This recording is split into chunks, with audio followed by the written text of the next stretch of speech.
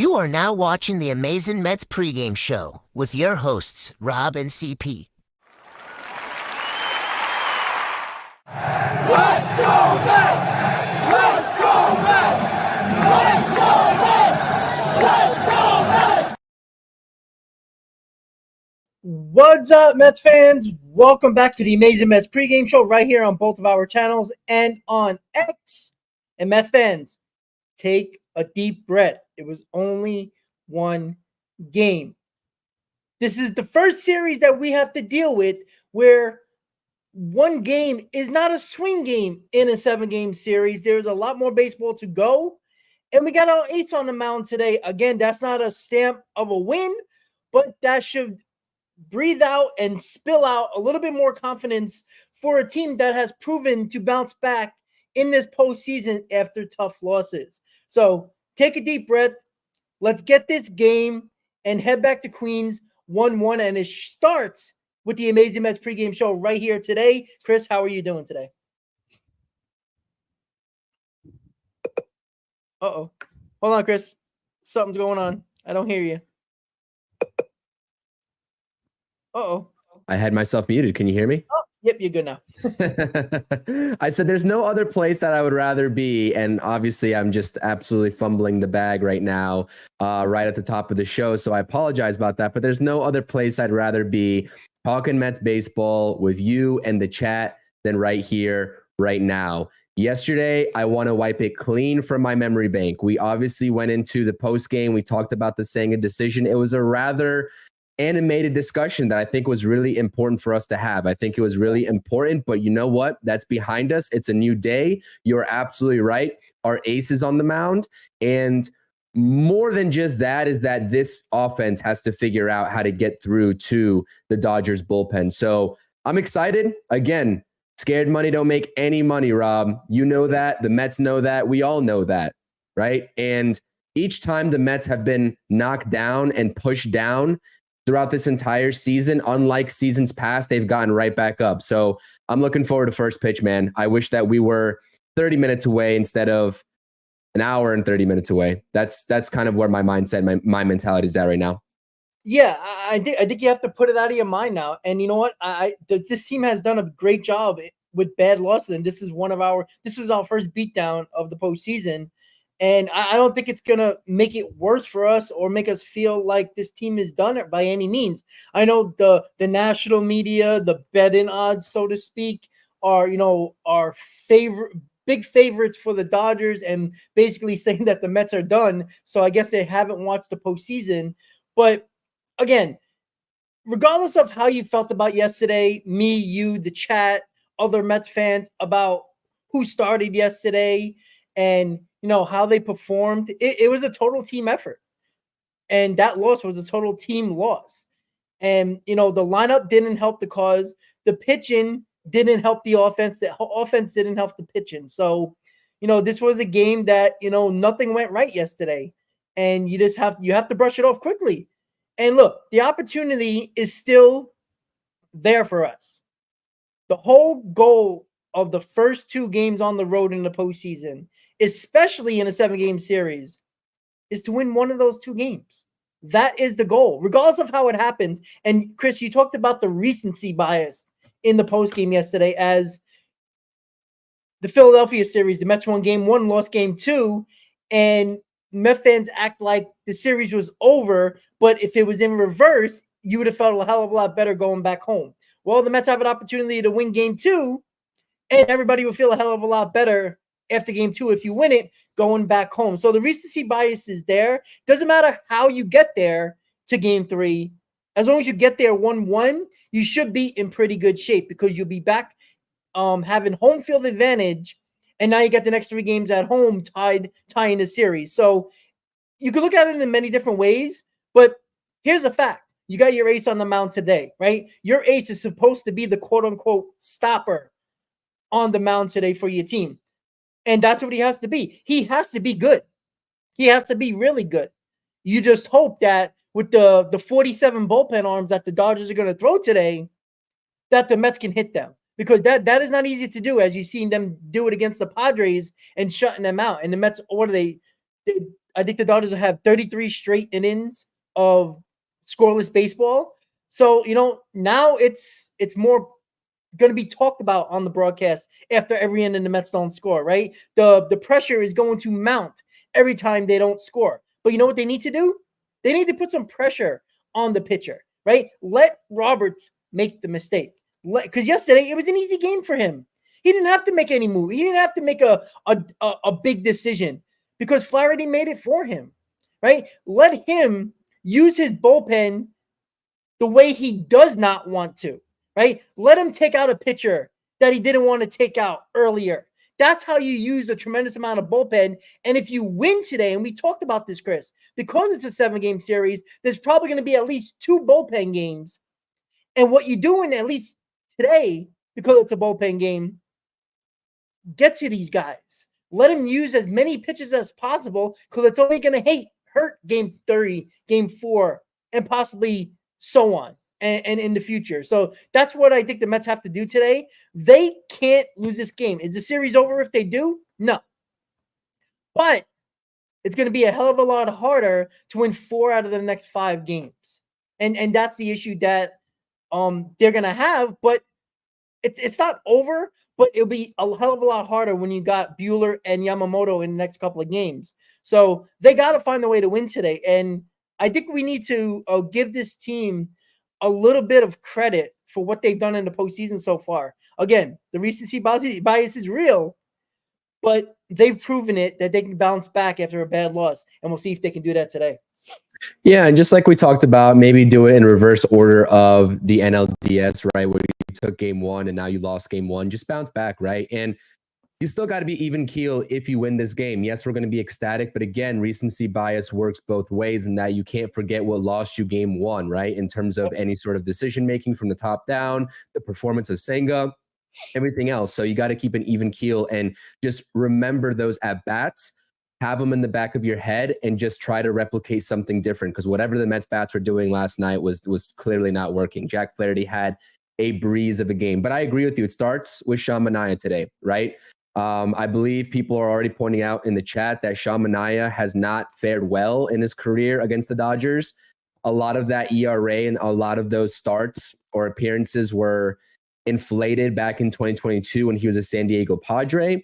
He actually did pitch against the Dodgers, earlier this year on April 19th, where he only gave up 2 earned runs over 5+ innings pitched, which is a good sign. Hopefully he's able to replicate that. But again, I have the confidence in Sean Manaea. If you're not confident in Sean Manaea, like who on this staff are you going to be, comfortable with, right? Who are you going to be confident in? Maybe minus Jose Quintana, who's just on an absolute heater right now since the month of September started. But you know what? I think the formula is simple, right? Just don't do what you did last night. But no, I agree with you 100%. In terms of Sean Manaea, we know it works well for him, right? He's going to try to establish that sinker, maybe up in the zone. Again, the way that you have to attack this Dodgers lineup is it could be a lot different, right? It could be a lot different than all the other teams that you've seen before. They're a well-balanced lineup. And I think top to bottom at this point, we can no longer say that they're just top heavy, right? They have a well-balanced lineup 1 through 9. It's full of lefties. You're going to get the lefty-righty switch. And you're just going to have to navigate that. Get the sweeper over. The one thing that you just can't do, and what Kodai Senga did yesterday, obviously, like this is an obvious statement, is just walk hitters. Like you have to have your command. You have to work around the edges of the plate. That's how you're going to beat the Dodgers lineup. Because if you don't, they're going to take advantage of more mistakes than not. This is a great team, like on paper. And just like we knew coming into this season that they were going to be a force to be reckoned with the guys and the type of offseason that they were able to have. So, I have confidence in Sean Manaea, again, with the mechanical tweak of, giving them a little bit of a different delivery. Let's not forget that the Dodgers also haven't seen Sean Manaea, after he tweaked his mechanics, right? They have not seen him. This is going to be something new for them. So I'm sure they've been watching a lot of film. They've been studying up on the sort of awkwardness of his motion now to mimic Chris Sale. And maybe that plays into Sean Manaea's favor. Again, you have to be around the plate, but you can't leave stuff over the heart of the plate. And I think that as soon as Kodai Senga, he did himself no favors last night because it was uncompetitive pitch, uncompetitive pitch, right? After time. And then when he finally did locate it in the zone, they took advantage, right? And it was sort of just an easy recipe for them. If you make pitches competitive, even if you throw them for balls and just have it anywhere near the strike zone, enough for them to think about swinging, I promise you they will chase. I saw Darvish do that on multiple occasions in that game 5 of the NLDS against guys like Shohei Ohtani, right? In particular, Shohei Ohtani. So, just throw competitive pitches. And I think that's obviously rocket science. But again, we didn't see that yesterday, and it came back to haunt the Mets. Let's not do that again today. Full confidence in Sean Manaea. Get us a win.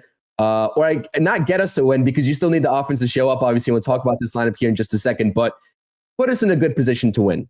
And I think that we're going to talk about this right here in terms of it could be a little bit awkward to navigate a bullpen game, right? When the opposing manager and Dave Roberts is going to switch up looks. Just as I called on my show a couple days ago on the off day, right? Brazier, however you want to say it. I'm not sure exactly how you say his last name, but he's going to be their opener. And I apologize about this sunlight here. I'm going to adjust that in just a second. But again, he's not easy to navigate. He's had success this entire season, so has the entirety of that bullpen. And, where there's a will, there's a way. You're going to have to break through. Yeah, and that's the key right there, right? Look, don't do anything you did yesterday. That's basically it from the offensive side and the pitching side, right? If you looked at the game against Darvish, right? They did only hit 2 home runs, right? They weren't like smashing the ball all over the place. Yesterday was a beatdown, right? They scored a ton of runs, and they killed us. But they are still a high strikeout team. They will chase, and that's what Sean Manaea has to do, right? There's a ton of lefties in the lineup, and that's what he has to do. And look, the walks are a killer. I don't care, right? It all started with walks in the first inning with Kodai Senga. That's where he got in trouble, right? Because if you look at the at-bats, they were still chasing in those at-bats, right? He just gave a lot of non-competitive pitches, and it was kind of easy for them, and then when they hit the ball was right down the middle, and he was throwing 93, 94. And that's what you got to do. You got to keep him off balance. You got to, stay a little bit higher in the strike zone with that sinker. And with the lefties, you want to have them chase and, flail out a little bit and, have them out in front. So, they don't have no power on that ball, and just hopefully hit them on the ground as well. And that's where you got to go against this Dodgers team, right? Just don't let them, hit the ball hard if you possibly can. It's easier said than done, but we've seen Sean Manaea do it. And, everybody was saying, oh, Sean Manaea has bad numbers against the Dodgers. He had bad numbers against the Phillies as well, right? He's a totally different pitcher than he was, 5 months ago, than he was 2 years ago, or even last year for that matter. So the numbers don't matter. And, it really does not matter. It really doesn't, right? Look at Flaherty's postseason numbers in his career. They weren't good. Even his first start wasn't great either in the postseason, but he pitched great against the Mets, right? And you can make a lot of reasons why, because we even talked about it on the postgame. He wasn't very sharp. His fastball was flat. The Mets were looking at it. They weren't swinging at it. And his slider wasn't as sharp as it could have been. Just that the Mets were swinging at balls way outside the zone. And what do you expect to happen if you do that, right? You're going to make a pitcher who is, very good into Koufax, basically. And that's basically what you did yesterday. You gave him an opportunity to get him out of innings when he was in trouble. When he started walking guys, we made base running blunders. We had bad at-bats. So those little opportunities we did have to get back into the ball game, the Mets hurt themselves in that situation. And we didn't really get into that much in the post game because we were just so frustrated about the whole entire team effort. But it was the mental mistakes and the little mistakes that you made basically cost you, giving you any chance of going back and trying to get back into this ball game, right? That Winker base running error was so stupid. He could have stayed on second base or just keep running and go to third and see if the guy made a perfect throw. But you were down by 6 at that point. So, your run meant nothing. So, you got to limit the mistakes as well, right? That's what they need to do. Limit the mistakes and play good fundamental baseball, and you should be fine. You make a couple of mistakes, the Dodgers will pounce on it, and they're way better than anybody we faced, and they don't miss opportunities when you make a mistake, and that's what the Mets have to avoid. You need Manaea to pitch well. Don't walk guys, and the offensive side, just limit the mistakes, base running, and make sure you don't swing outside the zone. Now, you're going to face a lot of different pitchers here, so it's hard to, adjust for one pitcher. You have to adjust on the fly, but it's not like they can't do it. They just have to put better at-bats together. Make Dave Roberts make the mistake. Let him use pitchers that, let him use 2 pitches in an inning. Let him use 3 pitchers in an inning. That gets to their bullpen. That gets to the guys that he does not want to use as early as possible. So make them work. Put better swings on the ball. Pay attention and stop guessing at the plate. That frustrated me more than anything yesterday. They were guessing at everything. There shouldn't be a 2-0 count where you're looking for a slider.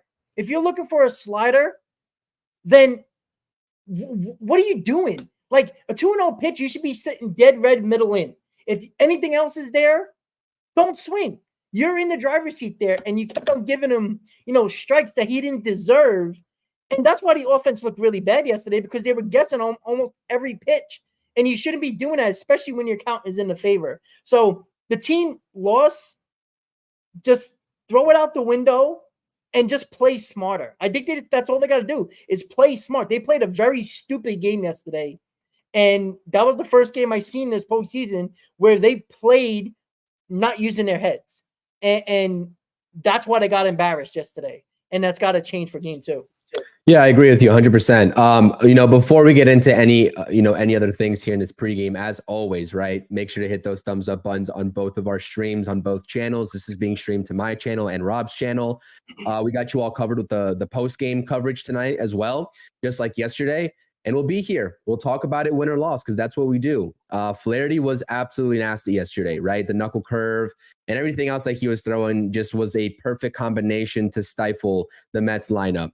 I'm curious to see how Dave Roberts approaches this game from the bullpen perspective, because if I'm not mistaken, their opener in San Diego is the same guy that's going today. He's opening up, but he only went 1 1/3 innings pitched. So I'm curious if he goes out there and if, by some imagination, he does well against the Mets and breezes by the first inning. I'm curious to see if Dave Roberts will stick with him or he'll just execute a game plan that he has prior to the game and just get the next guy in there. I'm curious how Dave Roberts is going to approach that. But again, smarter at bats. What have we seen from this lineup that you just said when they do have their slumps and their lapses is that they seem like they are guessing on certain counts. They are guessing predominantly off speed. And then when they get the fastball, they look like fools because they're not ready to swing. That has been the common denominator of what I've seen. We saw it against the Brewers in their starter, right? A couple of their starters. And we saw it against Zach Wheeler a handful of times in the NLDS. When this team is sitting fastball and then they adjust off speed, naturally, anybody in this league, anybody that's played baseball can tell you are going to have a lot better of an at-bat just by default, right? It's a lot easier to adjust off speed than try to swing or to try to catch your bat and speed up your bat to adjust to the fastball, vice versa. So that's what I'm looking from the Mets. And it's very obvious, right, when they do it. And we're able to pick that up instantly. And I saw a lot of that going down at the plate yesterday for the Mets. So again, same exact lineup. I was curious whether Mendoza was going to switch anything up. Winker with the base running blunder, he gets back in there. Again, I don't mind the decision at all. Like, it's worked for you before. It didn't work for you last night. But again, you got to trust your gut and you got to go with what's been working. And I know that some people are trying to still push this narrative of let's go and throw Jeff McNeil out there because these guys weren't hitting yesterday, or let's go throw Jeff McNeil out there because Jesse Winker made a base running blunder. That's not how the game works.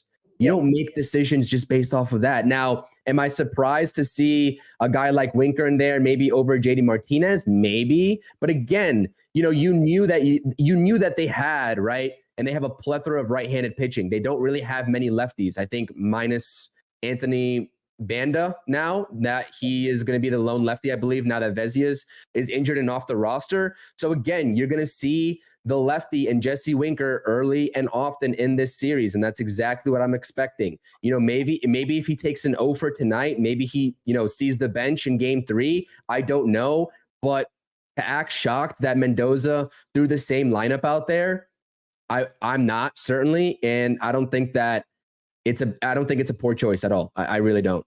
No, me neither. And you know what this shows the team? That he has faith in them. Like, all right, yesterday sucked. Go out there and reset. Right? That's the whole mindset right there. I think even when the Mets are down 6-0, you heard Mendoza in their little dugout interview during the game, right? He seemed confident this team was going to come back. Now it didn't happen, and a lot of things, led to that. But this is the lineup that he put today, the same one as yesterday, was saying, guys, I believe in you guys. It was a shitty performance yesterday. You know what? And could we be honest about that? They were only the one team in the postseason that hasn't got embarrassed yet in the postseason. And yesterday was one of them, right? If you looked around baseball, there was a game where the team looked not good at all. It looked like they don't even deserve to be in the playoffs. And that's been around the postseason so far. The Mets finally had one. It sucks that it had to be game 1 in the NLCS, but it's not a death sentence. And Mendoza's trusting their guys, and I'm fine with it. And listen, a game like today, when you know there's going to be multiple arms, and obviously mostly right-handers, except for one Banda, who's a lefty, doesn't matter who's starting today, because if it's not working out early, you can always change the lineup around and throw Martinez in there. Throw McNeil in there if you want to. Like, he's done it before, Mendoza, where he made that pinch hit decision in the 5th inning because he didn't like the way one at bat, a couple at bats happened from one of these guys. And if Winker doesn't look good at the plate, guess who's coming in the ball game? It's going to be JD Martinez, or it's going to be Jeff McNeil. So, and I said it yesterday, where is Jeff McNeil going to pinch hit? I know it was late in the game and it wasn't much going on, but he pinched it for Tyrone Taylor, right? So that's what he did. So you got to expect to look for that again. And these guys are going to get at-bats. I guarantee you Jeff McNeil or probably both of them are going to be a pinch hit candidate today some point in the game. I think they will be, because Mendoza said he's going to utilize them, and definitely Jeff McNeil. So I'm okay with the lineup. I like the fact that he's telling his team, hey, reset, go about it, and do your job. Right? Because if he started to change after game 1, and let's be honest, it was an embarrassing game 1. If he start to change, it looks like Mendoza's panicking a little bit. Agreed. This is a guy that never panicked down in the series against the Brewers after that game 2 loss, where he could have very drastically changed things. He did not. Right? Yeah, he changed the lineup a little bit. He didn't make drastic moves. I think if you would have thrown Jeff McNeil and JD Martinez, or even one of them, and taking one of the guys out, like, he could easily took out Winker and be like, listen, that base running mistake, kind of cost us possibly runs, right? But he didn't do that. So he could have taken out Taylor too. Could have taken out Tyrone Taylor. I've seen a lot of Mets fans today on my timeline say that they don't want to see Tyrone Taylor starting today, and which is, again, a little bit of an overreaction in my mind, but that's what people are saying. Like, who got us here, right? So same guys you're seeing right now. The majority of them got us there. Each one of them did something to get us to where we are right now. You can't throw them to the wolves now, right? You're not going to trust your team now after they won 2 series in a row against 2 divisional winners. No, you're going to continue to trust these guys and go out there. And you do have your ace tonight. So, if Mendoza panicked, that would be the first time I would say in this postseason where I would be like, you know what? Maybe the pressure is getting to him a little bit. It's getting a little deeper in the postseason. Now he's starting to panic after game 1. He's not panicking. And you know what that does also? It stops the team from panicking and thinking about that a little bit as well. When your manager is confident and your manager is calm, your team's going to be confident and calm, right? Panic mode always trickles down to the team as well when your manager makes rational decisions. Or I'm crazy with decisions and decisions that might not make no sense. But he didn't do that. And that gives me confidence that the team sees that as well, right? The manager has done a great job this year. So, nothing worked yesterday, and Mendoza knows that. The team knows that. But how about just giving them a little bit of credit that they've bounced back after these losses? Now, just because they bounce back and they play well today doesn't mean they're going to win.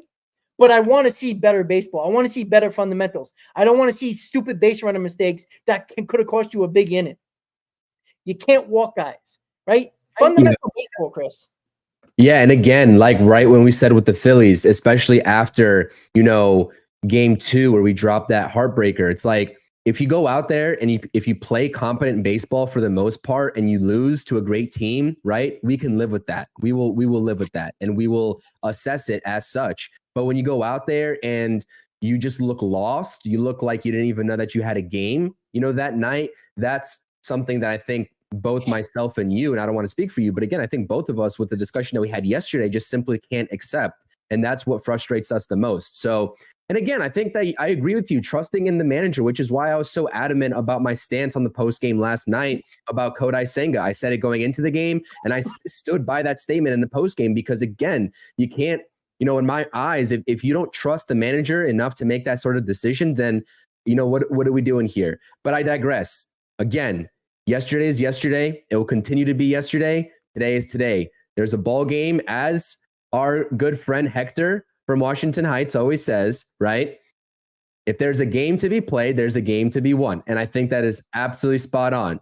He tweets that out like every morning, I'm pretty sure. So, and I always make sure to like it or retweet it or whatever, because I think it's a great point. It's absolutely true. And that's how we have to approach it. Even keel, obviously, we're not going to forget about last night. We're not going to go against that recency bias that we told you all was happening in the NLDS, because that would just be contradictory of us. We're going to have it in the back of our heads. I'm sure the Mets do. But again, you have to learn from it. You have a great opportunity to do something that you did, in the Phillies series, albeit that was a little bit of a shorter series, admittedly, right? You have an opportunity to go back to New York with the series tied 1-1 with 3 games left to play in New York before you have to come back to LA, right? Yep. Hopefully you don't have to come back to LA. I know that's like a perfect world scenario, but again, baby steps, the long series. Hopefully the Mets make it even longer. Let's do it. And I must say though, this 2-3-2 garbage, I don't like it, man. The way that the MLB has these 7 games set up, I much prefer 2-2-1-1-1. That's the better format in my mind. I digress though. I had to mention that. I'm not a fan. You talked about that yesterday as well, and it's true. It's like, it actually really does benefit the underdog team, the team that doesn't have the home field advantage in the series, because if the home team loses one of the 2 games, home field advantage right away goes to the second best team in that series, who doesn't have the home field advantage. So yeah, it's a little weird. I used to like that 1-1-1 at the end, 5, 6, and 7. I thought that gives an advantage to the better record team, and it also makes it harder for both teams basically to with the travel in between and all that, to make it not as easy, because there's no travel after game 5, right? You're there in LA 6 and 7 if there is a 6 and 7, but the Mets also have to get there, right? So they have to do their job as well. This is by no means not putting any blame on this New York Mets team. They deserve all the blame in the world.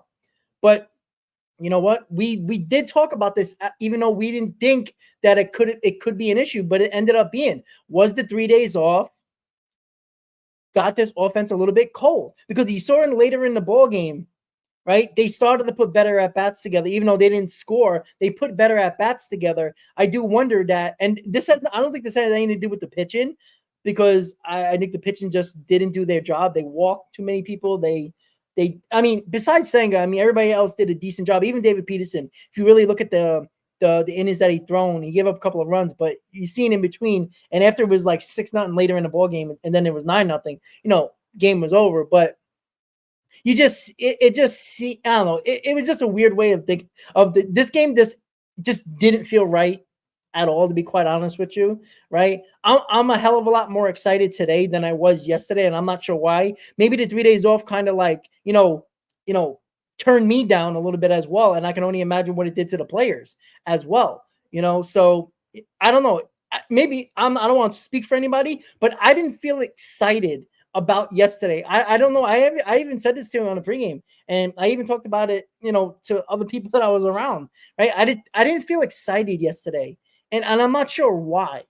Like I don't I didn't have a good feeling about yesterday at all. And it wasn't just Senga, it was just more of the fact that I don't know, maybe it was the off days that kind of like got me a little relaxed. I don't know. But I don't know. I don't want to speak for you, Chris, but how do you feel about those 2 days? Yeah, I mean, we had to just, put some off day content out there. It's a blessing and a curse when you don't have to sweat out a game 5 in the NLDS. But for me, I mean, I was definitely excited, but in the back of my mind, I still knew that I had to watch Daniel Jones go out there and play in a Sunday night game. So that took a lot of patience for me to watch the Mets do what they did, and then also watch Daniel Jones attempt to throw a football on Sunday Night Football against the Bengals. So, all jokes aside, you know what? Maybe it is because they did have 3 off days, right? Because they took the series on Wednesday. So Thursday was an off day, Friday, and then Saturday before playing the night game yesterday. Maybe the matinee, right, forced them to, sort of forget about it early. Hopefully they got a good night's rest and are ready to go for this matinee, 4:00 start. I kind of like it. Not going to lie. Switch some things up. Maybe it helps them out. I don't know. Maybe I'm just reaching on to grasping for straws here in terms of trying to make myself feel better about last night. But no, I mean, again, the formula is simple, but again, it's not, because you're playing such a great team, and we have to give credit where credit's due to the Dodgers. Again, they're just a hell of a team. Like, we're not going to sit here and try to BS you all. Like, we know that. So you can only control what you can control, and everything else aside, you know what? If you execute a pitch beautifully and a guy like Freddie Freeman beats you, he's probably, in my mind, the best first baseman in the league, right? And we've seen it for many, many years, even going back to him being an Atlanta Brave. If he beats you off of a good pitch that you executed well, you got to live with that. That's just pure talent at that point. But you have to get there and you have to execute. And I think that's what you're trying to say in terms of how the Mets faltered. They did it to themselves yesterday because they didn't execute. Had they executed and still lost, again, we would be talking about a completely different tone, and we'd be speaking with a different tone in the postgame. We want to see these guys play competent baseball the way that they have been all September long, and really all season long, from basically the beginning of June or middle of June onward. That's what we want to see. So, again, do what you got to do, regroup, and hopefully we see a better product today. Now, I'm curious, again, right, how Dave Roberts utilizes his bullpen, if he's going to stick with their opener, Brazier, for a while, if he does well, or he's going to pull him for a guy because he still has, again, Michael Kopech, who's just a flamethrower coming out of that bullpen. He has a plethora of different guys, and he has that luxury because guess what?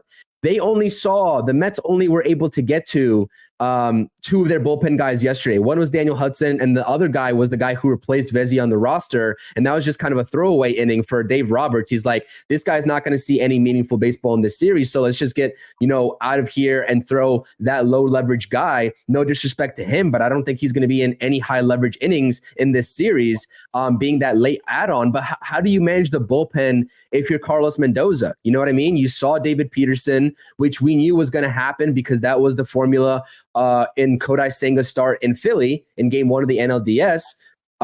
You saw a plethora of guys out of that bullpen, right? And so I'm curious in terms of how they go about that. Hopefully Manaea can give this bullpen some length. You're going to see Stanek, you're going to see Edwin Diaz if the game is close.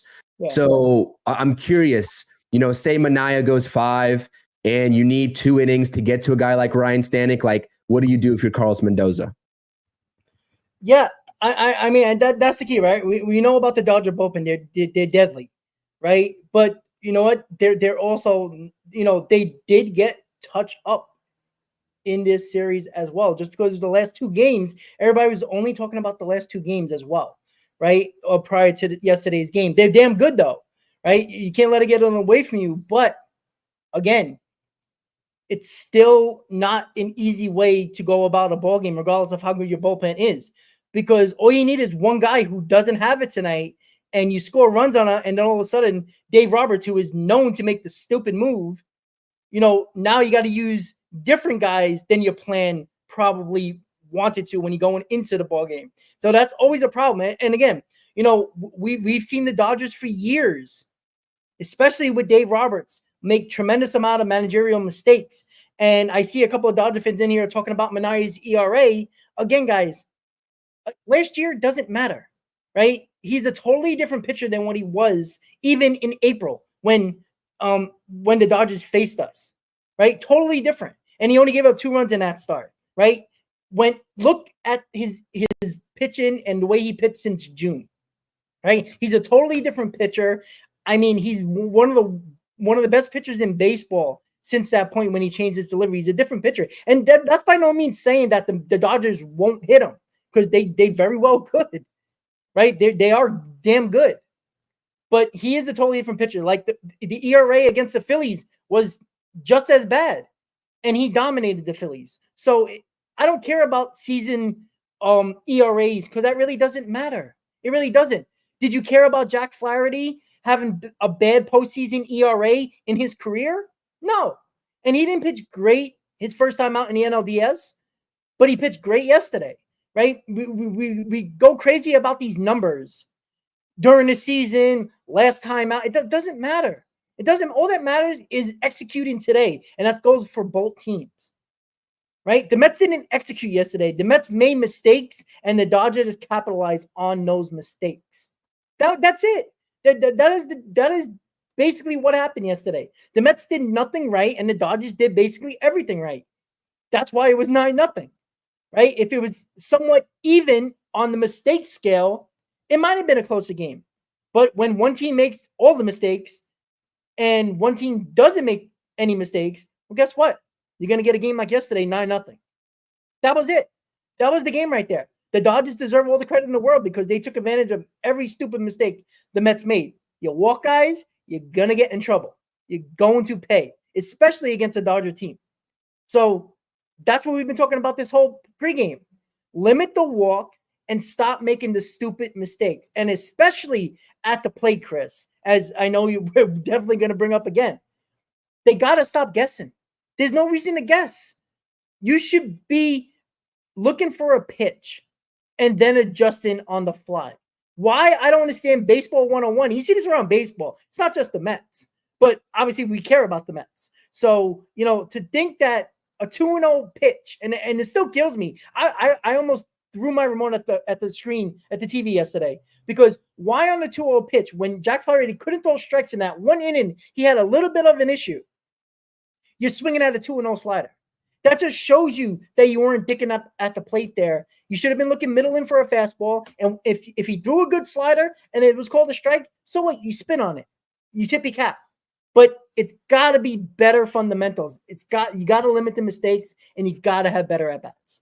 And again, Dodgers fans are saying, I think we got a guarantee here in the chat from JP in your chat saying that Manaea won't even sniff the 5th inning today. We'll see. Again, like, the familiarity is fine, right? He was a Padre, he was a Giant last season. We get it, but you haven't seen Sean Manaea after his mechanical tweak. And if you haven't heard about it, go look up the MLB Network segment. Like, they do a whole segment on that. You can educate yourself. I mean, again, like, he was a night and day different pitcher post mechanical tweak in terms of emulating Chris Sale than he was to begin the season. And also, before he even made that mechanical adjustment, he went out there and threw over 5 innings pitch of 2 earned run baseball on April 19th against the Dodgers. So I get it. Like, if you're a Dodgers fan, you have to be confident, right? After last night, you have to be confident. We're not saying that, but making these guarantees, we'll see. We'll see on the postgame show. I guess you guys can hold us accountable on the postgame show if it actually comes to fruition.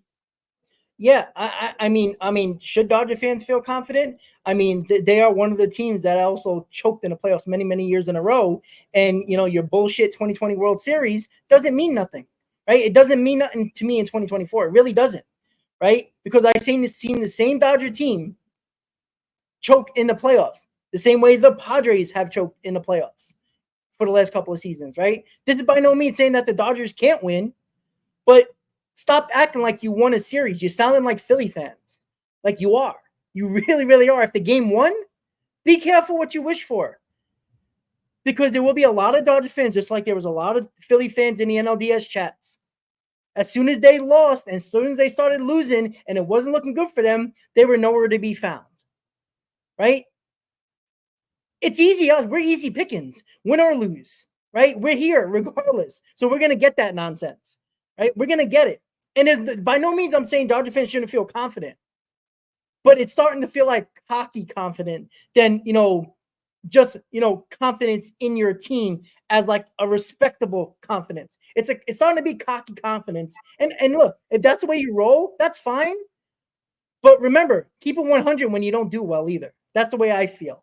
We just hope to see the same people in the chat should the Mets win. Should the Mets win, we hope to see the same people in the chat. That's all we want to see. The only Philly fan that was Greg, who's still in the chat today as a Phillies fan. He came back for the loss. Where was his other boys? They were gone, right? It's typical. It's very typical. And I've had a problem with all these fans for years on my channel. I said the same thing. Don't lose and hide away. It's easy for you guys to hide in the chat. You could be watching, but not typing, right? You could be just gone completely from the chat when your team's not doing well. And that's okay. Like, if you'll be here, I have more respect for you than when you're here when you win. Because at the moment, you sound like a troll. And that's not a disrespectful statement. I'm just saying that a lot of you guys weren't here yesterday before the series even started, right? And listen, you beat your division rival just like we did, right? That's always fun, right? But the series is not over, and it seems like you guys think it is. Yeah, I haven't really seen. I think CR honestly is right, to be honest with you, because the guys that we have here that are Dodgers fans, and mostly your chat, not really my chat, but I guess there's one floating around over there. I don't even think that they're even the worst of trolls. Like, you guys aren't even really trolling at this point. Like, we know that we haven't even seen the beginning of it yet, especially if the Mets do inevitably, drop this series, which we are hoping they go out there today and are backing our statements as we make them right now. So, you know what? I'm going to keep it 100 with you guys. I don't mind Dodger fans. I don't mind fans of opposing teams. And again, you know what? Even if you do have cocky confidence because the Dodgers are a great club and they just handed it to the Mets last night, good for you. Like, we get it. I respect that at the very minimum. But, I just hope that, the same people here, making statements about, Manaya not making it to the fifth inning and all that good stuff, right? Let's see. If he makes it to the fifth inning, maybe even the Mets pull out a W today. I don't know. We'll see what happens in the postgame. We'll break it down. But again, we want to see these same people. You know what? The Dodgers fans that we have right now, I'm not going to lie to you guys. You guys could be a cool bunch, right? I don't know just yet, but you guys could be cool. But yeah, a lot of Philly fans last series, they showed up in our chat, especially after they took game 2. And guess what? Like you just said, beside Greg, we didn't see any of them afterward. None of them. Yeah, and we also got to remember, people saying that the Dodgers big in the chat, the Dodger fans saying, yeah, the biggest strength is the bullpen of the Dodgers. But you know who also said that? The Brewers and the Phillies. They also had top bullpens, just as the Dodgers did. And the Dodgers bullpen was outstanding in the second half. They were excellent. They were absolutely excellent. But the Phillies and the Brewers, look at their rankings as well. They were just as good as the Dodgers this season. And they were supposed to be their best bet in the postseason, right? It was a little bit of the Phillies lineup, but it was definitely the bullpen, because all we heard was the bullpen of the Phillies when that series started. The same thing with the Brewers. The Brewers had a better bullpen than the starting staff, right? That's what we heard. The Mets have destroyed bullpens in this postseason. By no means am I saying that they can do this against the Dodgers, but the Mets have been doing that in the postseason. And until they get shut down, there's no reason why I can't say that I won't be confident in them doing so. 34 straight zeros is, we do respect the JP. Absolutely, 100%. We are not discrediting that at all. We talked about that. Yeah, we talked about that. We did. And that's awesome. That is awesome. But it also takes one pitcher to not have it and somebody to get hit. And then, you know what? The plan changes for Dave Roberts. And when the pitchers don't realize when they're coming in because the plan changes because somebody gets hit, that's all. Look, it takes one pitcher to let the floodgates open. It happens all the time in the playoffs. And I'm by no means that I'm saying it can start today, because it might not. The Mets could look bad today as well. But you also got to respect the fact that the Mets have hit probably the best bullpens in the National League, if not Major League Baseball, the past 2 series. Regardless if you think the Dodgers are better than the Phillies and the Brewers, you might think so, and record says they are. But we also faced the best bullpens in the National League these last 2 series. So until the Mets don't hit your bullpen, and it very well much could be today, I'm not going to say that they can't. So, and again, JP, you just said it. Dave Roberts is a bum, right? The players have to not lose because of their manager. And it's been every year Dave Roberts has made stupid mistakes that has cost the Dodgers.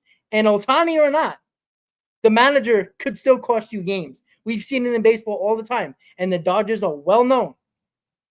Remember Don Mattingly? Same thing. They've picked those managers. So we'll see. Again, all hands on deck in this game, to be quite honest with you. Yeah, it's a must win. I mean, it's a must win. I think that I'm going to label it as, it's not a must win in terms of obviously you're not going to go home after today, but you're going to go home feeling really defeated if you're down 2-0 in the series and you couldn't swipe a game on the road. And I think for my final statement, right, the statement that I just made in terms of being here if the Mets lose or if the Mets win, you got to still be here, right? If you're going to come in here and you know, be all go Dodgers and tell us that again, right? I think everybody's kept it respectful, which is great. We love to see that. But again, right, that same statement doesn't apply to just opposing teams' fans. That same statement applies to Mets fans that are automatically writing this team off just because of what happened yesterday, right? You see here Oliver in the chat.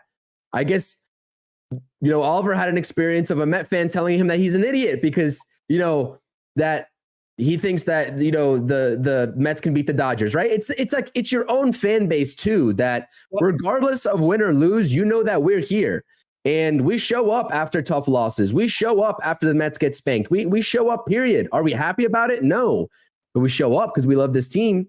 So again, it goes for everybody. I just don't see, as a Met fan, if you call yourself a Met fan, seeing what the Mets have done this season, you know, how you don't go into a series or how you don't believe in a team to bounce back after a brutal performance the night before. So I digress. Again, I'm preaching to the choir. I know it. I mean, Mets fans are going to be Mets fans.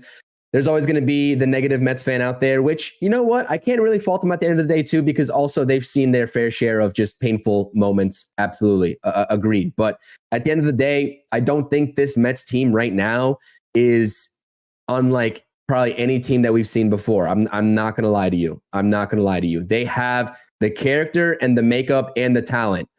You just got to execute better. Yesterday they didn't execute. Got to be different today. We'll see you all for the post game. That's really it for me. Yeah, and listen, I'm going to ask the Dodger fans that are in the chat. What if your bullpen doesn't come through today and the Mets win and they hit them? How confident are you going to be going into at least game 3, 4, and 5 at Citi Field where your bullpen actually gets hit? Because again, it takes one run to have the floodgates open again, and that scoreless inning streak is done. How would they bounce back when their bullpen, which is their strongest, basically I wouldn't say the strongest part of their team because their lineup is very dangerous, but it's probably your most talented and most impressive in this postseason right now. What if you do get hit? And what if you do lose and your bullpen gives up runs? Now it's a whole different ballgame when now the bullpen you trusted in the Padres series, now all of a sudden you don't trust after game 2 if they do get hit. Now, the Mets still have to do it, and the Dodgers still have to pitch. But right now, the favor is in the Dodgers' favor, obviously, right? They were able to go to there was another easy decision for Dave Roberts today by going to a bullpen game today. Because if the Mets would have won yesterday, I don't think he would be doing a bullpen game today, to be quite honest with you. So he got the luxury of having an easy decision about going to a bullpen game because they won game 1. The Mets got to limit the mistakes, play smart baseball, and we need Manaea to show up today like he has. And I'm confident the Mets will play a really good game. Now, we don't do predictions in here anymore. We don't do that. But guys, Met fans, be confident in your team. They've proven it postseason after game in this postseason that they've bounced back after these losses. And even if they lose today, the series is not over. It would be a hell of a lot harder. But I do feel very confident this team's going to show up today. And we're going to see it in about an hour from now. And that's my final thoughts. Again, what is that? Hashtag beat LA. Hashtag change the narrative, Chris. That's what they got to do today. Change that narrative for damn sure, Rob. I agree with you 100%. Yep. That's basically it, man. So remember, guys, we'll all be here later, regardless of win or lose. Hey, we got some promises that some people will be here later if the Dodgers end up losing. So we'll hold you to it. No, I appreciate it. It was a good show. obviously, there's not really much we can say after something that, transpires the way that it did last night, but we appreciate everyone being here. Thank you all for the support, both if you're a Mets fan or not, right? From the Dodgers perspective, we appreciate you all. We love the banter too. Like, we love the banter. Yeah. We're here for the banter, and it's all fun and games at this point. Hopefully those real trolls don't find their way to our channels, because I'd love nothing more than to not deal with them. But you know what? We welcome all of the banter, as long as it's respectful. Just keep it respectful. We appreciate you all, though. Again, hopefully, bounce back performance by the Mets. Got confidence in Manaea.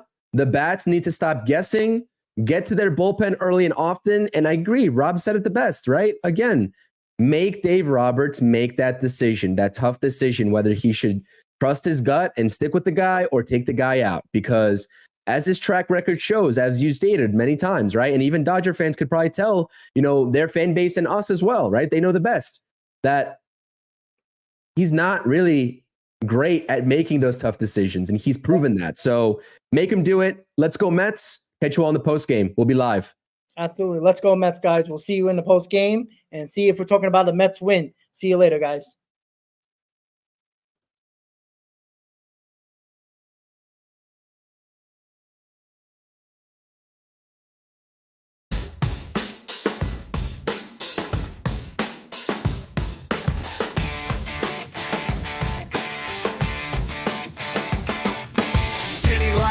Dead at night, full of echo.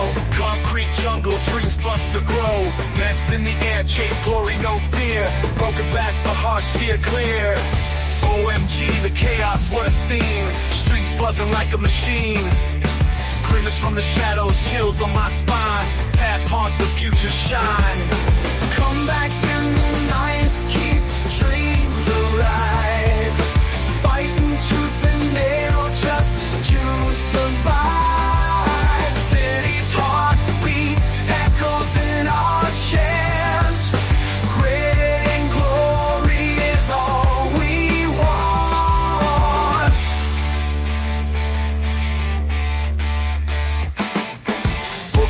Queens, hear the roar, from laughter to blood in every scar. Living legends made on this ground. From silence we scream, make a sound. Rising high, falling low, repeat again. Cycles of the game, addicted to the pen. Graffiti tales spray on the wall. Met saga, forever stand tall. Rivals smear, but we push on through. Every heartbeat bleeds, orange and blue. Grimace